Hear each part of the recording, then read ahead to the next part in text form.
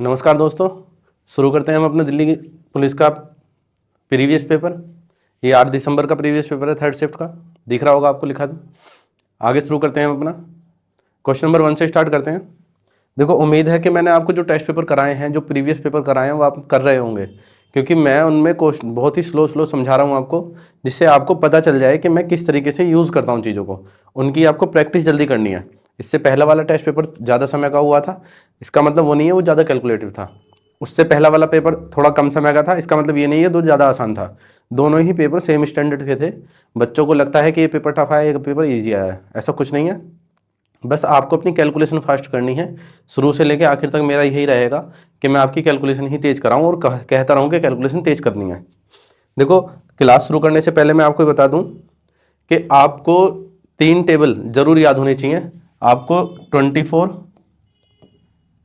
27 और ये 36, ये 3 टेबल आपको बहुत ज़रूरी याद होने चाहिए।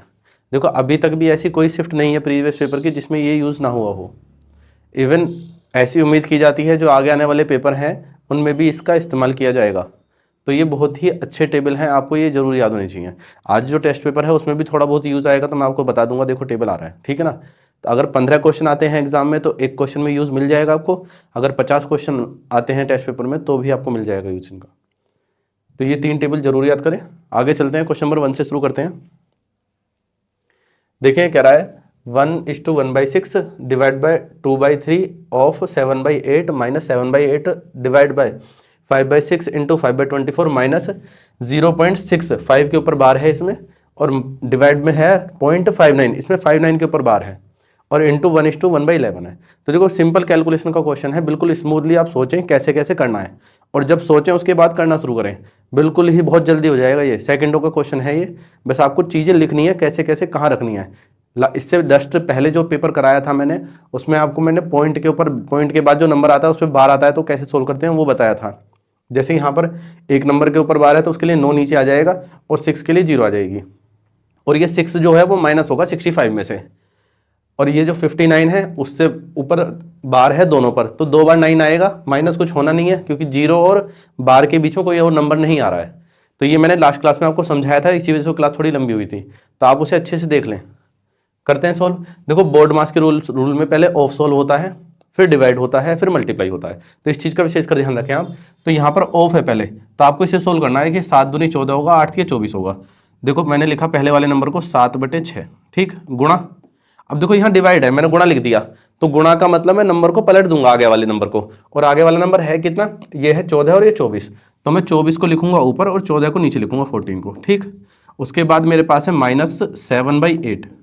अब आप देखें, ये डिवाइड और ये मल्टीप्लाई है, तो पहले डिवाइड वाला सोल्व होगा ये, तो इसको भी पलटा जाएगा, तो मैंने इसको सीधे पलट कर लिख दिया है 6/5, और उसके बाद मल्टीप्लाई में मेरे पास 5/24 एज इट इज रहेगा। देखो, आपको चीज़ों को ऐसे ही मैनेज करना है जिससे कम से कम लिखना पड़े या फिर कम लाइन लिखनी पड़े, उसे पहले से ही अच्छे से लिख ले जिससे आगे कटिंग करने में आसानी रहे। माइनस दे रखा है यहाँ पर। अब आप देखें, ये ब्रैकेट है, यहाँ पर 65 में से 6 माइनस होगा तो ये होगा 59, और नंबर कितने हैं, एक नंबर के ऊपर बार है तो 9 आएगा, और डेसिमल और बार के बीच में केवल एक नंबर है, उसके लिए 0 आ जाएगी। ये देखो, ये 59 डिवाइड बाई 99 ही बनेगा, क्योंकि इसमें बार 2 नंबर के ऊपर है, और डिवाइड है तो उल्टा हो जाएगा, तो मैंने इसको उल्टा करके लिख दिया डायरेक्ट 99 डिवाइड बाई 59। अब आप देखें, आगे मल्टीप्लाई करेंगे 12/11 की, ठीक है, ये तो हो जाएगा 12/11। अब देखो, बहुत ही आसान है, अब केवल एक लाइन और लिखनी है, आंसर आ जाएगा आपका। आप देखें, 7 से काटेंगे से 2 बार, 6 से काटेंगे से 4 बार, 2 से 2 बार, तो आपका आ गया 2 माइनस। अब आप देखें, 5 से 5 कटेगा, 6 से कटा 4, तो ये आ गया 7/32, 7/32। और आगे देखें, 59 से 59 कैंसिल, 9 से काटें 10 टाइम्स, 9 से काटें 11 टाइम्स, 11 बार 11 से 11 कट गया, तो ये 12/10 है। आप इसकी कटिंग करके लिख सकते हैं, 2 से काटें 5 बार, 2 से काटें 6 बार, तो आप इसे माइनस का लिख सकते हैं 6/5। अब आप देखें, 6/5 को हम लिख सकते हैं 1 सही 1/5, ठीक। और इस 2 का मतलब होता है 1 + 1, इसका मतलब इस 2 में से ये 1 हटा दीजिए आप, ये 1 कैंसिल हो जाएगा, तो आपके पास केवल ये रह गया है 1 में से माइनस करना है आपको, 7/32 है और 1/5 है, तो इन दोनों को जोड़ के इसमें से माइनस करना है। अब आप देखें, इसका एलसीएम क्या आएगा, 160, 160 32 पंजे 160 होंगे, 7 की गुणा होगी 5 में 135, वो 7 पंजे 35, सॉरी 32 की गुणा होगी 1 में 32, तो 35 और 32 होता है 67 और अपॉन में आया 160। आपको माइनस करना है 1 में से, तो एलसीएम लेने की क्या जरूरत है, इन दोनों को माइनस कर दीजिए। तो आप देखो 60 होता, अगर ये 60 होता ऊपर तो 100 आ जाता माइनस करके, लेकिन 7 और माइनस करना है तो 100 में से 7 माइनस करेंगे कितना आएगा 93, तो ये 93/160। ठीक, आगे देखते हैं दूसरा क्वेश्चन। देखो कह रहा है यदि ब्याज की गणना, ये ब्याज है वह बन गया इस पे, यदि ब्याज की गणना वार्षिक तौर पर होती है तो एक निश्चित धनराशि 10% वार्षिक ब्याज दर से 2/1/2 वर्षों में 12,705 हो जाती है।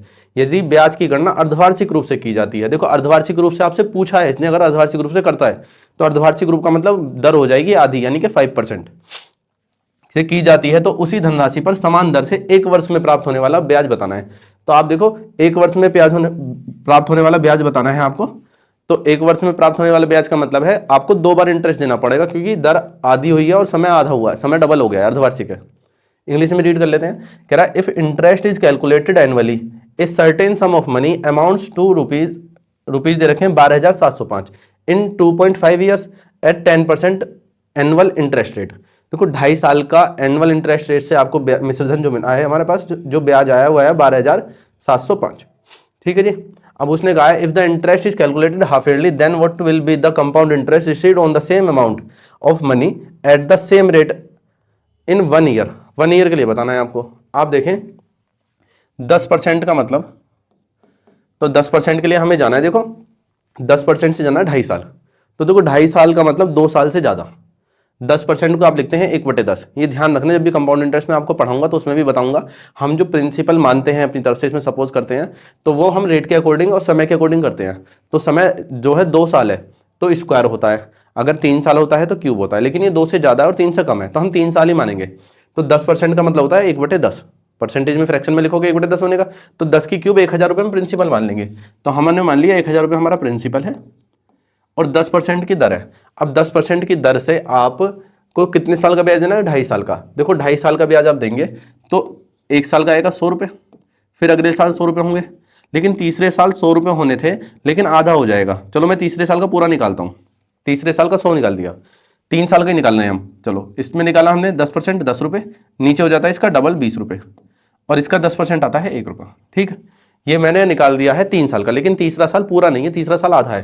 देखो 2 साल का तो पूरा है हमारे पास इतना, और ये जो है ये आधा हो जाएगा, यानी कि ये 50 हो जाएगा, ये 10 हो जाएगा और ये 0.5 हो जाएगा, हो गया 2.5 साल पूरा। तो आप देखिए ये हुआ 250 और 20 270, तो 270 रुपये 50 पैसे ये हमारे पास ब्याज आ गया। अब हमारे पास जो मिश्रधन है इतने वर्षों में हो जाती है 12,750, तो जो अमाउंट है उसके लिए 1,000 जोड़ना पड़ेगा। जैसे ही आप इसमें 1,000 जोड़ोगे तो ये हो जाएगा 1270.5, इसको उसने दिया है हमें 12,705। अब आप खुद देखेंगे कितनी सिंपल सी कैलकुलेशन है ये। आप इसकी कटिंग करोगे तो ये 10 टाइम से 10 गुना है, तो एक को 10 बोल रहा है, तो प्रिंसिपल हमने कितना माना था 1,000, तो 1,000 को कितना बोलेगा जी 10,000, तो हमारे पास मूलधन आ चुका है, प्रिंसिपल आ गया है। अब उसने बोला है कि 10,000 रुपये पर 5% की दर से दो बार हमें ब्याज देना है। 1 साल की बात कर रहा है ना वो, तो 2 टाइम्स हमें ब्याज देना है, तो कितना इंटरेस्ट आएगा वो बताना है। तो आप देखें 5% निकालेंगे आप सेम इसी तरीके से 500 रुपये, फिर 500 रुपये, फिर 5% निकालेंगे 25 रुपये, कितना बन गया 1,025, यही आपका आंसर है। ठीक है जी, आगे देखते हैं क्वेश्चन।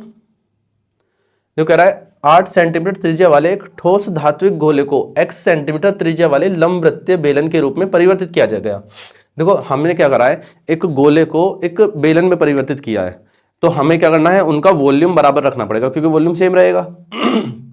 उसने बोला है यदि बेलन की ऊंचाई गोले की त्रिज्या का 3 गुना है, तो देखो बेलन की जो गोले की जो त्रिज्या है वो 8 है, तो जो बेलन की ऊंचाई होगी वो हमारे पास 24 होगी, क्योंकि 3 गुना है गोले की त्रिज्या का। तो x का मान बताना है, इनकी रेडियस बतानी है हमें, किसकी, बेलन की, जो जिसमें हम ढाल रहे हैं बेलन में। आप देखें क्या रहा है, ए solid metallic sphere of radius 8 centimetre is converted into A right circular cylinder, यानी कि एक स्फीयर को राइट सर्कुलर सिलेंडर में बदला है, ठीक है, और जिसकी रेडियस x है। तो आपको वॉल्यूम बराबर वॉल्यूम रखना है। तो आप देखें स्फीयर का होता है 4/3 पाई r क्यूब, ये बराबर होगा पाई r स्क्वायर। चलो रेडियस चेंज कर लेते हैं, रेडियस यहाँ पे दे रखी है x, तो x स्क्वायर इंटू h। ठीक, अब उसने बोला था कि जो स्पेयर की रेडियस है, देखो पाई से पाई तो कैंसिल हो जाएगा, स्पेयर की रेडियस 8 दे रखी है, तो आपको लिखना है 4/3 गुणा 8 की क्यूब। ठीक, बराबर आपको दे रखा है x स्क्वायर, आपको बताना है रेडियस, और उसने आपसे कहा है कि if the height of the cylinder is 3 times the radius of sphere, यानी कि इसकी रेडियस का 3 टाइम है, यानी कि 3 × 8 है, 24 भी लिख सकते हो। तो आप कह रहे हैं then what will be the value of X. बस एक लाइन का सवाल है, इसी तो सोल्व करना है। अब देखें कितना आसान सवाल है। इस 8 से ये पावर कट जाएगी 2 बार, ठीक है जी। अब ये 3 तो आ जाएगा बटे में, तो आप देखें हमारे पास हो गया 8 का स्क्वायर और 2 का स्क्वायर, नीचे आ गया 3 का स्क्वायर, ठीक है। जब एक्स स्क्वायर है तो देखो 2 का स्क्वायर ये है तो 2 बचेगा, 8 के स्क्वायर में से बचेगा 8, और नीचे 3 3 9 बनेगा तो 3 आ जाएगा। तो एक्स की वैल्यू कितनी आ गई हमारे पास 16/3। 16/3 कितना होता है जी 5 से ही 1/3, 3 पंजे 15, 16/3, यही तो आंसर है। आगे देखिए ये कह रहा है if A B C are positive number such that A square plus B square ratio B square plus C square ratio C square plus A square बराबर 34 61 45। ए बी सी की वैल्यू निकालनी है। देखो अगर इनके ऊपर स्क्वायर ना हो तो जिन बच्चों को सीरियसली पेपर देना ही है उन्होंने टाइम एंड वर्क में ये इक्वेशन कई बार सोल्व की होगी कि ए बी वर्क कर रहा है, बी सी वर्क कर रहा है, सी ए वर्क कर रहा है, तीनों को जोड़ेंगे तो double of A plus B plus C बन जाएगा। तो उनको अच्छे से पता होगा किस तरीके से इसे टैकल कर सकते हैं। तो आप देखें मैं इन तीनों को ऐड कर रहा हूँ, जब तीनों को ऐड करूंगा तो ए 2 बार होगा, बी 2 बार होगा और सी 2 बार होगा, तो ये बनेगा double of A square plus B square plus C square. तो आप देखो मुझे इन दोनों को जो कर दिया, अब इन तीनों को जोड़ लेता हूं मैं। देखो 61 और 45 106 और 34 होते हैं 140।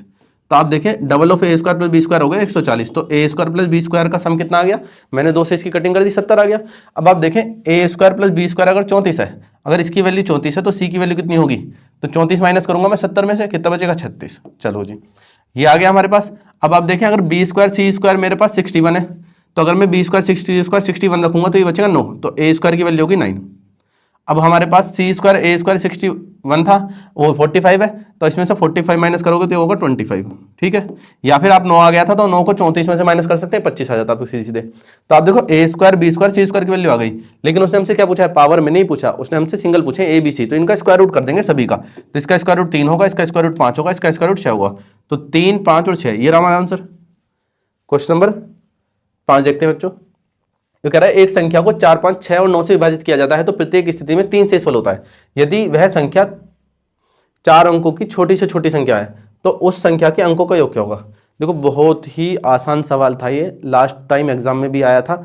आप देखें जो मैंने पहले पेपर कराया उसमें भी सोल्व कराया था, ऑप्शन से हिट करा दिया था, इसमें भी आप ऑप्शन से हिट कर सकते हो। लेकिन आपको एक चीज बताऊं मैं आपको, आप सिंपल सी चीज देखें, मेरे पास कोई नंबर है 53, इसमें मैंने 9 ऐड किया, 53 में मैंने 9 ऐड किया है, तो आप देखो 5 और 3 8 होता है। अगर मैं इसमें 9 ऐड कर दूंगा तो ये बनेगा हमारे पास 62, ठीक है। अब आप देखो इसके डिजिट का सम कितना है 8, इसका डिजिट का सम पहले कितना था 8, यानी कि 9 को अगर किसी भी नंबर में ऐड करते हो तो वो 8 ही बन जाता है, ठीक है। सॉरी 8 नहीं, जो 9 को किसी भी नंबर में आप ऐड करते हो तो वो सम सेम ही रहता है जैसे पहले था। अगर इसका सम पहले 8 है तो 8 रहेगा, अगर इसका सम पहले 4 था तो 4 ही रहेगा। तो आप सिंपल सी चीज देखो, जब हम इन सब का एलसीएम लेंगे, इसने बोला है when the number is divided by 4 5 6 और 9, यानी कि एक नंबर लेना जो 9 से डिवाइड होगा। अब 9 से डिवाइड होने वाला कोई भी नंबर बताइए मुझे।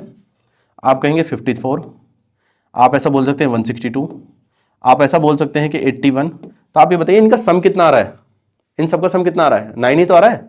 तो देखो 9 से डिवाइड होने वाला नंबर जो भी होगा उसका सम हमेशा 9 आएगा, आप कितना भी टेबल पढ़ लीजिए। तो 9 से डिवाइड होने वाले नंबर का सम 9 आया। अब 9 से डिवाइड होने वाले नंबर का सम 9 आ रहा है और उसमें शेष कितना बच रहा है 3, तो अगर 9 में 3 जोड़ दोगे तो उसका सम कितना बनेगा, 3 ही बचेगा। तो आप देखें इसमें किसका सम 3 आ रहा है, केवल इसका सम 3 आ रहा है, ये आंसर है आपका। आपको इसमें लिखने की भी जरूरत नहीं पड़ेगी जब आपके पास 9 का आ जाएगा नंबर, ठीक है।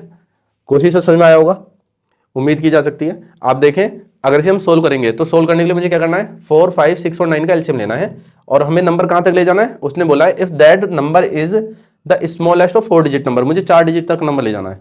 तो पहले एलसीएम ले लेते हैं इसका हम, 4 5 6 और 9 का, 4 5 6 और 9। देखो इस तरीके से बिल्कुल मत चले जाना, ये निहायत ही बेकार तरीका है, आप चौथी पांचवी क्लास का नहीं पढ़ रहे हैं। आप सीधे नंबर देखेंगे, 4 यहाँ पर है, 5 यहाँ पर है, 9 यहाँ पर है, 4 पंजे 20, 20 में 180, तो हमारा एलसीएम हो गया 180। अब 180 को 4 डिजिट तक पहुंचाना है। तो आप देखो अगर 0 ना होती तो ये 2 डिजिट का नंबर होता, 2 डिजिट के नंबर को मुझे 3 डिजिट तक पहुंचाना है। देखो 4 डिजिट का नंबर बताना था मुझे अभी, तो मैंने 1 डिजिट को 0 से हटा दिया, तो मुझे 3 डिजिट का नंबर बताना है। तो 18 का पहाड़ा 6 बार पढ़ोगे तो 108 होता है, ये होता है 3 डिजिट का नंबर। तो 4 डिजिट का नंबर क्या होगा 1080। अब इसमें हम 3 जोड़ देंगे, तो उसने बोला है ना 3 रिमाइंडर हो, तो हमने इसमें 3 जोड़ दिया, तो कितना बनाइए 1083। तो इसके डिजिट का सम पूछा था। तो देखो 8 और 1 9 तो आ ही रहा है, 9 में 3 जोड़ोगे 12 बनेगा। तो अंकों का जोड़ कभी भी चेंज नहीं होगा अगर जिसमें 9 का टेबल होगा। तो 9 के टेबल में 9 होगा, कुछ भी नंबर जोड़ो वही आ जाएगा। अगर 5 रिमाइंडर कहता तो मैं 5 देखता, 6 रिमाइंडर कहता तो 6 देखता, इसने 3 रिमाइंडर बोला है तो 3 रिमाइंडर देखा है। तो सेकंडों का ही सवाल है ये। आगे देखते हैं 6 क्वेश्चन। वो कह रहा है एक परीक्षा में विद्यालय ए में सम्मिलित होने वाले विद्यार्थियों की संख्या विद्यालय बी में सम्मिलित होने वाले विद्यार्थियों की संख्या से 20% अधिक है। विद्यालय बी में 75% विद्यार्थी उत्तीर्ण हुए हैं। यदि दोनों विद्यालयों से उत्तीर्ण होने वाले विद्यार्थियों की कुल संख्या विद्यालय बी में उत्तीर्ण होने वाले विद्यार्थियों की संख्या से 80% अधिक है। देखो विद्यालय बी में कितने उत्तीर्ण हुए थे, 75%। विद्यालय ए में जो टोटल में उत्तीर्ण हुए हैं वो बी से 60% अधिक है। और उसने आगे बोला है तो विद्यालय ए में परीक्षा में सम्मिलित होने वाले विद्यार्थियों में से विद्यालय ए में उत्तीर्ण होने वाले विद्यार्थियों का प्रतिशत क्या है। तो विद्यालय ए में कितने प्रतिशत पास हुए हैं वो बताना है। इंग्लिश में रीड कर लेते हैं। कह रहा है in an examination the number of student appearing from school A is 20% more than the number of student appearing from school B. 75% student of the school B passed, यानी कि बी में स्कूल में पास हुए कितने, 75% student. इसमें बता दिया। कह रहा है if the total number of student who pass from both the school is 80% more than the number of student who pass from school B, यानी कि जो बोथ स्कूल में पास हुए हैं वो 80% मोर देन है किससे, who passed from school B, जो बी में स्कूल में पास हुए हैं। What is the percentage of student who passed from school A out of the student who appeared in the examination from school A? यानी कि school ए में जितने appear हुए हैं उनका कितना परसेंट पास हुआ है। सिंपल क्वेश्चन है। जो मेरे परसेंटेज का सेशन देख रहे होंगे बच्चे, उसमें मैंने ये सेम सवाल कराया है, बस डिजिट चेंज है। ये सेम सवाल, लैंग्वेज भी सेम है। आप अच्छे से करें उन क्लासों को भी, जो शुरुआत कर रहे हैं वो जरूर करें। आप देखें हमारे पास ए और बी 2 क्लास हैं। उसने बोला है the number of student appearing from school A is 20% more than the number of student appearing from school B। जो B में है उससे 20% ज्यादा है। अगर B में 100 हैं तो यहाँ पर 120 है। ठीक है जी। अब आप देखो उसने बोला है 75% student of school B passed, B में 75% पास है, तो 75% निकालोगे तो 75 ही आना है। और उसने बोला है, बस देखो अगली लाइन पढ़नी है, आंसर हमारा आ गया, बस नेक्स्ट लाइन में पूरा भी नहीं पढ़ना। उसके बाद कह रहा है if the total number of student who passed from both the school is 80% more than the number of student who passed from school B, जो बी में पास हैं उससे 60% ज्यादा है। तो देखो उससे 80% ज्यादा है, सॉरी उससे 80% ज्यादा है, तो आप इसका 80% निकालोगे, 80% होता है 4/5, तो 4/5 कितना होगा जी, 60। तो आप देखो 60 जोड़ोगे तो 135 बनेगा। वो 135 क्या है, वो दोनों में पास स्टूडेंट है, लेकिन हमसे केवल पूछा है बी में कितने पास है। तो ये जो ज्यादा होंगे ये बी में पास होंगे, तभी तो टोटल 135 बनेगा। तो ये जो 60 है ये ए में है, ठीक है, सॉरी ये जो 60 ज्यादा है किस में पास हुए होंगे, बी में तो 75 दे रखा है, ए में कितने हैं 60 बचे, तो 60 पास हैं। तो 60 कितना परसेंट है ए का, तो 60/120 × 100 आपको दिख गया होगा 50% है, ठीक है ना। तो इसमें 50% स्टूडेंट ही पास हुए हैं। आगे देखते हैं। कह रहा है 30 सेंटीमीटर भुजा वाले एक समबाहु त्रिभुज के अंदर एक वृत्त बनाया गया है, वृत्त के क्षेत्रफल सेंटीमीटर में कितना होगा। देखो जब आप मेंसुरेशन पढ़ते हैं तो मेंसुरेशन में बताया जाता है इक्विलेटरल ट्रायंगल के अंदर अगर आप सर्कल बनाते हैं और इक्विलेटरल ट्रायंगल के अंदर बाहर सर्कल बनाते हैं, तो अंदर जब सर्कल बनाएंगे तो उसकी जो रेडियस होगी तो वो रेडियस होगी भुजा बटे 2√3, यानी कि अंदर सर्कल बनाया है तो जो ट्रायंगल की साइड है तो साइड अपॉन 2√3 होता है। और जब हम उसके सर्कम सर्कल बनाएंगे, आउटर सर्कल बनाएंगे, तो उसकी रेडियस का जो फॉर्मूला होता है वो होता है साइड अपॉन √3।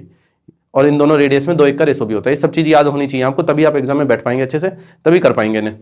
तो और साथ साथ आपको क्या पता होना चाहिए, जब भी हम इन सर्कल की बात करेंगे इक्विलेटरल ट्रायंगल में, तो जो एरिया हम निकालते हैं इन सर्कल का πr² होता है, तो हम जो ट्रायंगल की साइड है उसे ही r मानेंगे, बस बटे में 12 कर देंगे। और जब सर्कम सर्कल की बात करेंगे तो उसे ही हम रेडियस मानेंगे और अपॉन में 3 कर देंगे। ये शॉर्टकट होते हैं, धीरे धीरे ये कैलकुलेशन से ही निकलेंगे। मैं आपको बताऊंगा, देखो कैसे निकले। अगर हमारे पास एक ट्रायंगल है इक्विलेटरल ट्रायंगल, इसके अंदर हमने एक सर्कल बनाया है बच्चों, तो हमारे पास सर्कल जो है हमें इसकी रेडियस निकालनी है सबसे पहले, क्योंकि मुझे इसका एरिया बताना है। तो जो भुजा है वो 30 सेंटीमीटर दे रखी है इक्विलेटरल ट्रायंगल की साइड, ठीक है। इस circle is inscribe inside an equilateral triangle of side 30 centimetre. What is the area in centimetre square, centimetre square में है, ठीक है, ऑफ द सर्कल। तो हमें सर्कल का एरिया बताना है कितना होगा। तो आप देखो मैंने बोला है कि आपको क्या करना है, πr मानने का 30 को, 30 का स्क्वायर और बटे में 12 कर देना, बस एरिया आ जाएगा। अब 12 से काटोगे तो 12 25 होता है 300 और 25 थी 75, तो ये 75 पाई आ गया।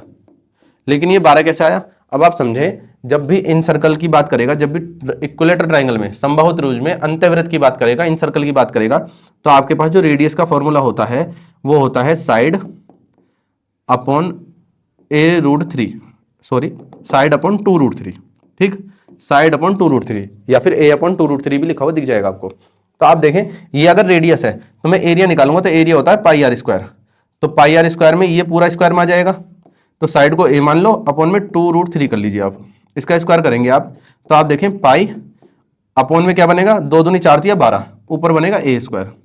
तो मैंने यही बोला है आपसे कि जो समबाहु त्रिभुज है, जो इक्विलेटरल ट्रायंगल है, उसकी साइड को ही रेडियस मान लो और उसका स्क्वायर कर दो, बटे 12 कर दो। तो यही चीज है, इसी कैलकुलेशन को हम याद कर रहे हैं, ठीक है। तो अगर आप शुरुआत में ये लगाएंगे, उसमें लगेगा थोड़ा सा समय।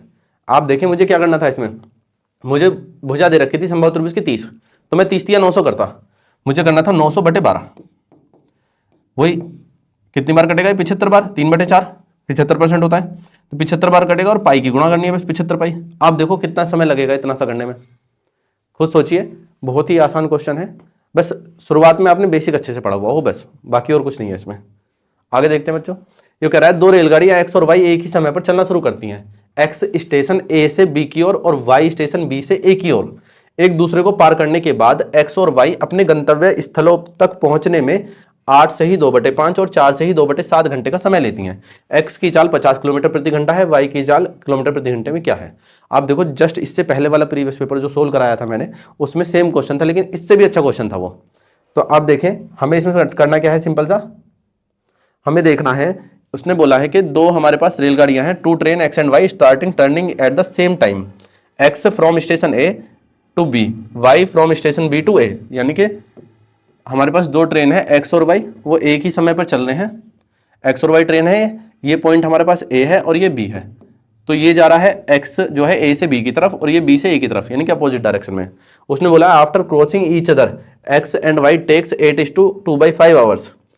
तो after crossing each other, suppose यहां पर वो मिल गए हैं दोनों, तो एक्स को जो लगे हैं वो 8 से ही 2/5 घंटे और उसको लगे हैं 4 से ही 2/7 घंटे respectively to reach their destination, यानी कि ये पहुंचा है यहां पर 8 से ही 2/5 घंटे में और ये पहुंचा है यहां पर 4 से ही 2/7 घंटे में, ठीक है जी।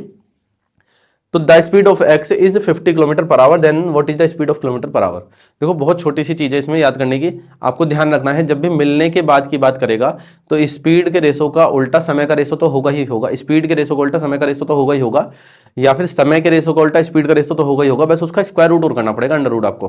तो इसमें यही दे रखा है, तो आप देखें, पहले समय लिखता हूँ, 8 पंजे 40 और 2 42/5, और इसका अनुपात लेना है मुझे 7 चौक 28 और 2 30, तो 28/30, ठीक है जी, 28/7, सॉरी 28 और 2 30 हो गया ना, 28 2 30 हो गया था, बटे 7 हो गया, ठीक। अब आप देखें, मुझे इसका रेशो लेना है, तो ये उल्टा हो जाएगा, तो आप देखो इनकी कटिंग होगी, 6 से काटेंगे आप 7 बार, 6 से काटेंगे आप 5 बार, ये उल्टा हो जाएगा, तो 7 ऊपर जाएगा 5 नीचे आएगा, जब गुणा करोगे तो ऊपर हो जाएगा 49 और नीचे हो जाएगा 25, आपको इसका अंडर रूट और कर देना है, तो ये आया 7 और 5। तो बताया था कि जब भी समय दे देगा आपको मिलने के बाद का समय, कि ए को इतना समय लगा, बी को इतना समय लगा, या फिर एक्स को इतना समय लगा, या वाई को इतना समय लगा है, तो मिलने के बाद जब भी समय दे देगा तो आपको उसका अंडर रूट करना है, रेशो लेकर अंडर रूट करना है, उसका रेशो पलट देना है, तो वो स्पीड का रेशो बन जाएगा। तो अभी इसका रेशो पलटेंगे तो आपके पास स्पीड का रेशो आ जाएगा S1 S2 दोनों का, तो ये आ गया हमारे पास अपोजिट करने पर 5 और 7, 7 5 था, अपोजिट कर दिया, इसकी स्पीड कराया वो 5 को 50, इसकी स्पीड आपसे पूछा है 70। तो देखो, मुश्किल से मुश्किल 1 2 लाइन लिखनी है, तीसरी लाइन में आपका आंसर आ जाएगा।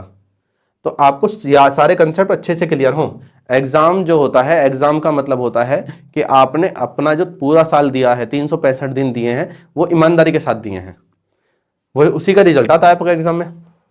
आगे देखते हैं, ये कह रहा है सुमित एक वस्तु को एक निश्चित मूल्य पर बेचता है, यदि वह उसे विक्रय के 4/5 भाग पर बेचता तो उसे 10% हानि होती है, यदि से उसके विक्रय मूल्य के 95% बेचता है तो उसका लाभ प्रतिशत कितना होगा। तो फिर इजीएस्ट क्वेश्चन है, आप देखें, कह रहा है Sumit sell an article at a certain price, तो उसका जो विक्रय मूल्य है वो निश्चित है, तो विक्रय मूल्य को ए मान लेते हैं। सुमित ने ए में बेची है वस्तु, कह रहा है if he had sold it 4/5 of its selling price, इसका वो 4/5 में सेल कर रहा है, तो ये न्यू सेलिंग प्राइस आ गया। देखो, न्यू सेलिंग प्राइस आ गया, लेकिन इसमें लॉस हो रहा है, लॉस जो होता है वो सीपी पर होता है, तो सीपी का वो कह रहा है he would have suffered A loss of 10%, उसे 10% लॉस हो रहा है। तो किसका लॉस है? 10%, वो भी सीपी का। तो सेल कितने में हो रहा है? सीपी के 90% में। तो ये जो इक्वल है ये कॉस्ट प्राइस के, क्रय मूल्य के 90% के इक्वल है। बस जब आपने ये लिख दिया तो सवाल आपका खत्म। बस यही लाइन लिखनी थी।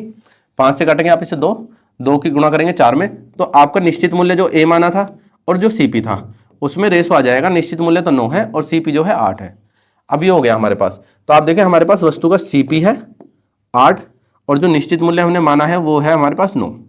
अगर वो यही पूछता सवाल कि कितना ज्यादा है तो आपको 1/8 करना था, लेकिन उसने आगे भी पूछा है if he had sold it at 95% of its original selling price, यानी कि इस सेलिंग प्राइस के 95% में अगर वो सेल करता है तो उसे कितने रुपए का प्रॉफिट होगा, कितना परसेंट का प्रॉफिट होगा। तो आपको इसका 95% निकालना है। देखो डेसिमल से बचने के लिए मैं इसमें 2 जीरो लगा रहा हूं जिससे 800 900 हो जाए। अब 95% में सेल करना है या फिर 5% डिस्काउंट देनी है, एक ही बात होती है। तो आप इसका 5% निकालेंगे 45 रुपए, माइनस करेंगे तो ये होगा 855। तो वस्तु 855 में जाएगी। या फिर आप इसका 95% निकालते तो भी आपका 855 ही आता। कैसे? 9 पंजे 45 और 9 ने 81 और 4 85 होते हैं, 855 बनता। तो आप देखो कितना प्रॉफिट हो रहा है। अब हमारे पास जो सेलिंग प्राइस आया है वो न्यू 855 है, तो आप कहोगे 55 का प्रॉफिट है, लेकिन होगा किस पे? सेलिंग प्राइस पे। वो सेलिंग प्राइस नहीं, कॉस्ट प्राइस पे प्रॉफिट होगा। प्रॉफिट कितना है? 55 का किस पर? 800 पर। तो 800 पर कितना परसेंट है? तो बटे 800 गुणा 100। आप बटे 800 गुणा 100 करोगे तो 2 जीरो से 2 जीरो कैंसिल हो जानी है, तो बटे 8 रहेगा। बस 8 से भाग करना है आपको इसे। तो आप देखें 8 सिंह 48, 48 और 7 55 बटे 8। तो 8 सही 6 सही 7/8%, 6 से ही 7/8%, ये आंसर आपका। आगे देखते हैं। कह रहा है 2 अंकों वाली एक संख्या का इकाई का अंक दाहिने के अंक से 3 अधिक है। देखो 2 अंकों की एक संख्या है जो इकाई का अंक जो है वो दाहिने के अंक से, कह रहा है इकाई का अंक दाहिने के अंक से 3 अधिक है। अगर हमारे पास 2 अंकों की एक संख्या है तो ये वाला नंबर 3 ज्यादा है। अगर ये a है तो ये a+3 होगा, ये कह रहा है। तथा दी गई संख्या और उसके अंकों का योग, अगर वो संख्या दे रखी है और उसके अंकों का जोड़ करते हैं तो वो 324 है। तो वह संख्या निम्नलिखित में से किन 2 संख्याओं के बीच स्थित होगी। तो देखो उसने बोला है the unit digit of A 2 digit number is 3 more than the 10th digit, जो दाहिने का अंक है उससे 3 ज्यादा है ये। And the product of the given number and the sum of its digit is 324, यानी कि and the product of given number, जो प्रोडक्ट होगा किसका? गिवन नंबर का और उसके सम का, सम ऑफ डिजिट्स का, तो 324 होगा। What is the number? कह रहा है that number will lie between which of the following 2 numbers, तो किन दोनों नंबर के बीच ये लाई करेगा। आपसे इतना बोला है। देखो अगर मैं बोलता हूं कि पहला वाला नंबर 1 है तो इसके बाद वाला नंबर आप कह दोगे 4 होगा, यही तो बोलोगे आप। ये 1 है तो आप बोलोगे 4 होगा क्योंकि 3 ज्यादा है। तो आपको अपनी तरफ से नंबर नहीं सोचना, इसने ऑप्शन में हिंट दिया है आपको। अगर ये 3 है तो उसके बाद नंबर क्या होगा? देखो 35 और 40 के बीच में जो नंबर होते हैं वो 3 की सीरीज में ही होंगे। तो यहाँ पर 3 है तो इसके बाद 6 हो सकता है। आप बताएं 3 के बाद और कुछ नंबर आएगा जिसमें 3 का गैप हो? आ ही नहीं सकता। कम में तो आ सकता है, ज्यादा में नहीं आ सकता है। तो आप देखें कम में भी 0 आएगा पहले। आप देखो 3 और 35 के बीच कोई नंबर होता है क्या जिसमें 3 का गैप हो? तो आप देखें अगर मैं 3 के बाद लूंगा तो मुझे लेना पड़ेगा 3 के बाद 6, वो मैं ले चुका हूँ 36। अब 35 तक तो कोई आना नहीं है तो 10 नंबर। अब देखो 40 के बाद में अगर देखूंगा तो 4 के बाद आ सकता है 47 बस। तो मेरे पास ये नंबर तो कैंसिल हो, ऑप्शन कैंसिल, ये ऑप्शन कैंसिल, मेरे पास ये दोनों ऑप्शन बचेंगे। अब अंकों का जोड़, इनके डिजिट का सम कितना बैठ रहा है? 9। इनके डिजिट का सम कितना बैठ रहा है? 11। अब आप गुणा करके देख लीजिए, 36 गुणा 9 होता है, वो होता है 324। ये तो कुछ है ही नहीं, तो हमारे पास आंसर बन गया इतना सा बस। 35 और 40 के बीच बन रही है वो संख्या। और मैंने आपको क्लास के शुरुआत में ही बोला था कि आपको टेबल याद करना है किसका? 24, 27 और 36। अब ये 36 का ही टेबल है, 324 है। आप देखें अगर आपको टेबल याद होगा तो आप सोच सकते हैं कि 36 गुणा 9 हो सकता है। क्यों? क्योंकि ये इकाई का अंक दाहिने के अंक से 3 ज्यादा भी है और अंकों का जोड़ 9 है, इनकी गुणा कर रहे हो तो 324 भी बन रहा है। तो इसका आंसर आ गया पहला ऑप्शन। ठीक है जी। तो आपको टेबल याद करते हुए चलना और इसके फैक्टर करके सवाल कर सकते हैं। ठीक, आगे देखते हैं।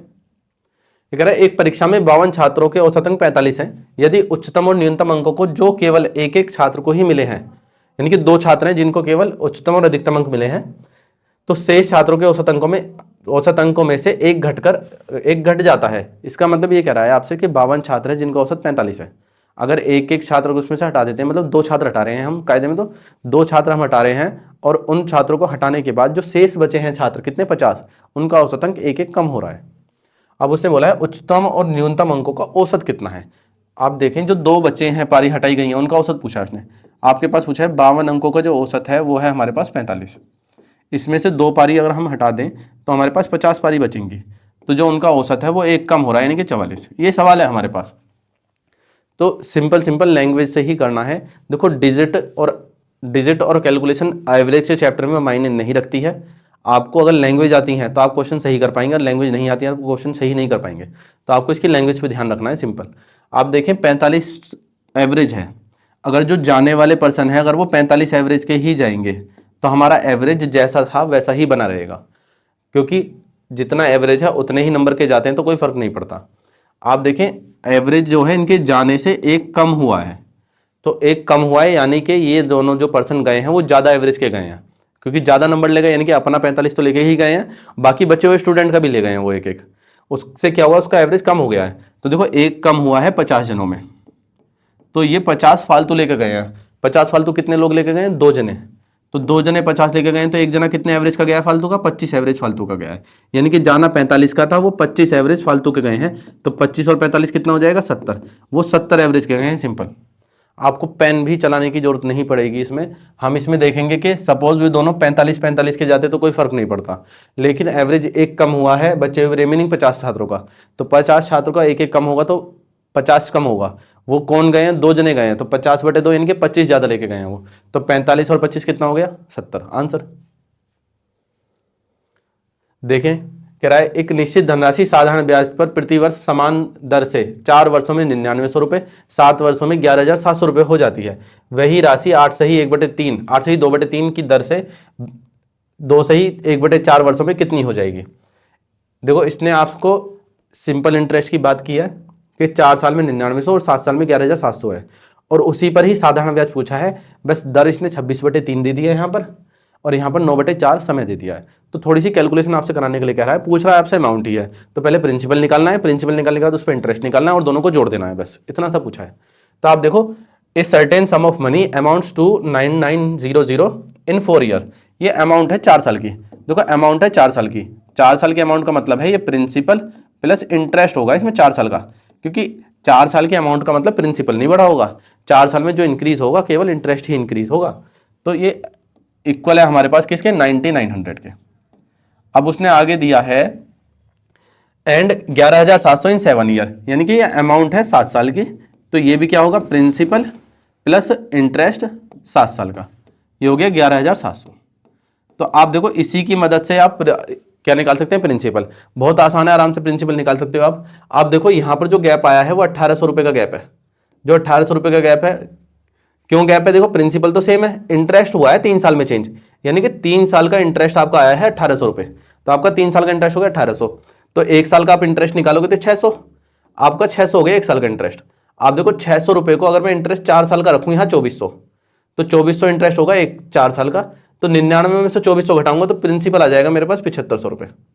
ठीक है, तो प्रिंसिपल आपके पास आ गया 7500। अब उसने हमसे पूछा है कि प्रिंसिपल अगर 7500 है तो प्रिंसिपल पर मुझे इंटरेस्ट लगाना है और उस पर जोड़कर अमाउंट बताना है, मिश्रधन बताना है। तो 7500 रुपए पे मुझे कितना निकालना है? 26/3%। तो 26/3% का मतलब 300 हो जाएगा नीचे परसेंटेज का। मल्टीप्लाई करेंगे हम इसमें किसकी? 2 सही 1/4 मतलब 9/4 की। बस आपको कैलकुलेशन ही तो करनी है। अब देखो मैंने परसेंटेज टेबल आपको लिखवाई है, मैं शुरू से ही कह रहा हूं परसेंटेज टेबल की कैलकुलेशन बहुत ज्यादा काम की है, आप उसे अच्छे से पढ़ें। मैक्सिमम टीचर उसको अच्छे से पढ़ाते ही नहीं है, बस आपको बता देते हैं कि परसेंटेज कैसे सोल्व कर रहे हैं, लेकिन उसका यूज तो आपको बताते ही नहीं है। आपको बता देंगे कि 18 से ही 2/4 लिख रहा है तो उसे कैसे लिखा जाएगा, वो तो आप भी लिख सकते हो, लेकिन उसका यूज जो सवालों में आ रहा है वो बताना जरूरी होता है, वो बताता नहीं है कोई भी। आप देखें, आप इसे 300 से कटिंग करेंगे, ये होगा 25। आप देखें इस 25 को मैं लिख रहा हूं वापस 100/4। ठीक है, लिख सकता हूं, तो नीचे बन गया 16। आप 26 निम्मा करें 234, तो ये हो गया हमारे पास 23400/16 हो गया। मैंने 100/4 लिखा था ना, उसकी 2 जीरो आ गई हैं। अब देखो 16 से भाग करोगे आप इसे, 16 एकम 16 बचा 7, 16 74 है तो 16 चौका 64 होते हैं, 10 बचा। देखो 10/16 की आप अगर कटिंग करोगे तो होता है 5/8। तो 5/8 आपको परसेंटेज टेबल में लिखवा रखा है 62.5 होता है, 62.5।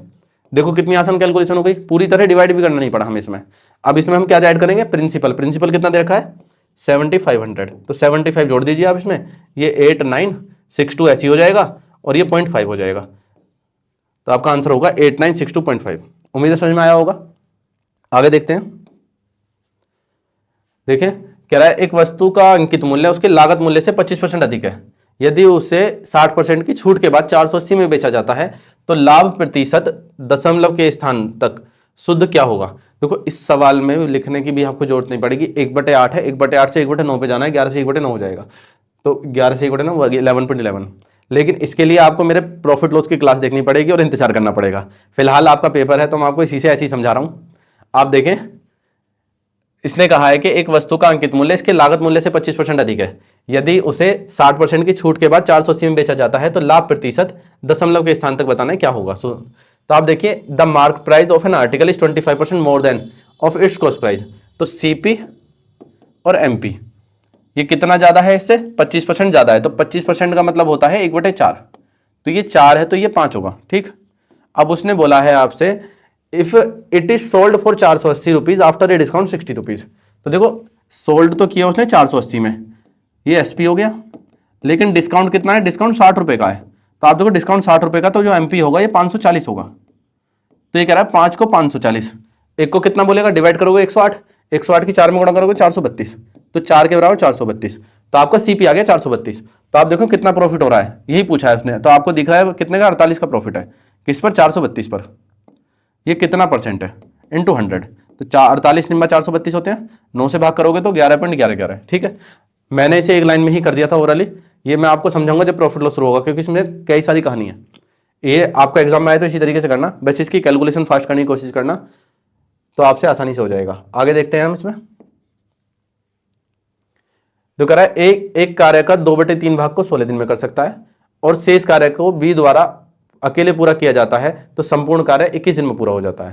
तो देखो हमसे इसने बोला है ए ने केवल 2/3 भाग करा है 16 दिन में, तो आप पूरा कार्य यहां से निकाल सकते हो 24, और शेष कार्य बी द्वारा, यानी कि 1/3 काम बी ने किया है, पूरा काम 21 दिन में हुआ है, तो 16 दिन वो था तो 5 दिन वो रहा होगा, तो 1/3 काम 5 दिन में करा तो पूरा काम 15 दिन में। उसने पूछा है ए और बी एक साथ मिलकर उस कार्य का 13/20 भाग कितने दिन में करेंगे। तो आपको उन दोनों से काम कराना है, यानी कि 16 वो आया था 24, वो आया था 15, तो 24 गुणा 15/39 करोगे, 13/20 करोगे। 13 से काटना है 65 को कितनी बार, 3 बार, 13 से काटोगे आप 39 को 3 बार, 20 या 60 होगा, आपका ऊपर है 24 गुणा 15, 360/60 है, 60 से काटोगे 6 दिन आपका आंसर बनेगा। इसमें लिखकर बताता हूँ क्या किया मैंने। आप देखो ए और बी ये 2 पर्सन है हमारे पास, ये कह रहा है कि ए 2/3 कार्य 16 दिन में कर रहा है, तो आप देखो 2/3 काम को 16 दिन में कर रहा है, तो पूरा काम कितने में करेगा, 2 से काटो 8, 3 करोगे 24, तो ए करेगा पूरा काम 24 दिन में। उसके बाद उसने बोला है शेष कार्य, जब 2/3 हो चुका तो कितना बचा शेष कार्य, 1/3। शेष कार्य को बोल रहा है हमसे 1/3 कार्य, संपूर्ण कार्य 21 दिन में पूरा हुआ है। ठीक है, आप इसकी इंग्लिश मत देखना, इसकी इंग्लिश गलत टाइप हो गई है, ठीक है ना, इससे पहले वाले क्वेश्चन ही टाइप हो गया है इसमें। आप देखिए 1/3 कार्य को कितने दिन में कर रहा है, संपूर्ण कार्य को कर रहा है वो 21 दिन में, तो 16 और 5 21 होते हैं, तो 5 दिन में कर रहा है, रिमेनिंग कर रहे हैं, तो 3 पंजे 15 हो जाएगा, तो ये पूरा काम करेगा 15 दिन में। ठीक, उसके बाद उसने बोला है ए और बी मिलकर पूरे कार्य का 65% कितने दिन में करेंगे, तो हमें इन दोनों से मिलकर काम कराना है, और कितना काम कराना है, 65%। तो आप देखो इनका एलसीएम लेंगे आप, ये आ जाएगा हमारे पास 120, 24 पंजे 120, 15 8 120, तो ये दोनों जो है मिलकर करेंगे 120/13 दिन में पूरा काम। हमें कराना कितना काम है, 65%, 65% होता है 13/20 काम, तो बस 13/20 निकालना है, 13 से काटेंगे इसे, 20 से काटेंगे इसे 6। देखो कोशिश ये रहनी है आपकी कि आप क्वेश्चन को ओरल कर सकें। ये क्वेश्चन इंग्लिश में गलत है, ठीक है ना, इससे पहले वाला क्वेश्चन ही टाइप हो गया है इसमें। आगे देखते हैं, 15 क्वेश्चन कह रहा है यदि ए के 50% का 80% बी के 25% के 3 गुने के बराबर है तो ए बी से कितने प्रतिशत कम या अधिक है। तो बी से कहा है तो बी अपॉन में आएगा, और कितना अधिक है वो डिफरेंस होगा इनका, तो बी अपॉन में रखना, इनका डिफरेंस लेना है। तो सबसे पहले पहली वाली लाइन से इनका रेशो निकालना है ए और बी का, उसके बाद करते हैं सोल्व। देखो इसने बोला है if 80% of 50% of A is equal to 3 times 25% of B, तो ए का 50% की फ्रैक्शन वैल्यू होती है 1/2, का 80% होता है 4/5, ठीक, बराबर है बी के 25% का 3 गुना, 25% होता है 1/4 का 3 गुना होता है 3, या फिर 75% 3/4 लिख देते हैं आप देखें कटिंग हो रही तो कटिंग कर दीजिए, वरना ऐसी रहने दीजिए।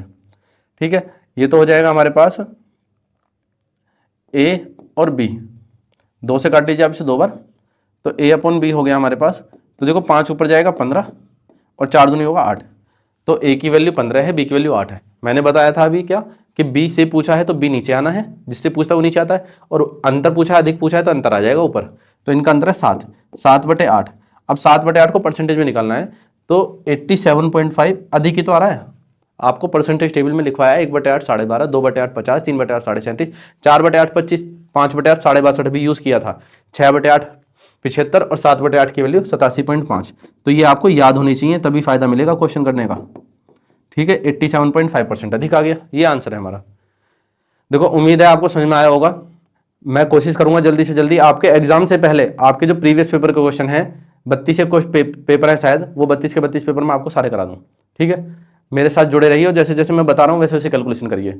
और जिस चैप्टर को मैं करा रहा हूँ परसेंटेज कराऊंगा, उसके बाद प्रॉफिट लॉस कराऊंगा, उसके बाद सिंपल इंटरेस्ट कंपाउंड इंटरेस्ट कराऊंगा, तो आप उन सारे चैप्टर में जुड़े रहना, जिससे आपको क्वेश्चन करने में आसानी रहे और आपकी कैलकुलेशन फास्ट हो सके। मेन फोकस मेरा आपकी कैलकुलेशन पर ही रहेगा। देखो जो हम कॉम्पिटेटिव एग्जाम की तैयारी कर रहे हैं, तो कॉम्पिटेटिव एग्जाम जो होता है वो 10th लेवल तक का ही आता है, और 10th लेवल तक में आप अपनी कैलकुलेशन अच्छी नहीं कर पाएंगे तो आप कैसे बीट करेंगे एग्जाम को, वरना तो 10th का बच्चा ही दे देगा पेपर। आप अपनी कैलकुलेशन पे विशेष कर ध्यान दें, और जैसे जैसे मैं बता रहा हूँ वैसे वैसे याद करें। आज 3 टेबल आपको दिए हैं, 24, 27 और 36, ये 3 टेबल आपको याद करने हैं। नेक्स्ट टेस्ट पेपर जब नेक्स्ट प्रीवियस पेपर में लेकर आऊंगा तो आपको उसमें उसका यूज दिखा दूंगा। आज दिखा दिया आपको 36 जमा 324 होते हैं। ठीक है, आज के लिए धन्यवाद, मिलते हैं अपनी नेक्स्ट क्लास में।